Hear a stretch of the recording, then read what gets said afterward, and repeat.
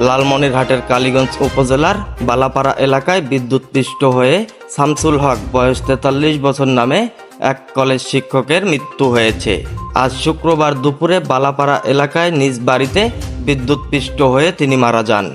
এদিকে নিহত শামসুল হক চন্দ্রপুর ইউনিয়নের বালাপাড়া এলাকার মৃত বদিউজ্জামানের ছেলে ও কুড়িগ্রাম জেলার রাজারহাট ডিগ্রি কলেজের ইংরেজি বিভাগের প্রভাষক। সাংবাদিকদের এক প্রশ্নের জবাবে সরজমিনে স্থানীয়রা জানান, শুক্রবার দুপুরে বাড়ির কেবল মেরামত করছিলেন শামসুল হক। সে সময় অসাবধানতাবশত কেবল ছিঁড়ে যায় এবং সেই কেবলে জড়িয়ে বিদ্যুৎস্পৃষ্ট হয়ে ঘটনাস্থলেই মারা যান তিনি। এ বিষয়ে কালীগঞ্জ থানার ভারপ্রাপ্ত কর্মকর্তা ওসি ইমতিয়াজ কবির ঘটনার সত্যতা নিশ্চিত করে লালমনিরহাট নিউজ 24 অনলাইন অনুসন্ধানী নিউজ টিমকে জানান, কারো কোনো গাফিলতি থাকলে তদন্ত করে প্রয়োজনীয় ব্যবস্থা গ্রহণ করা হবে। Lalmonirhat news 24 online desk, Lalmonirhat.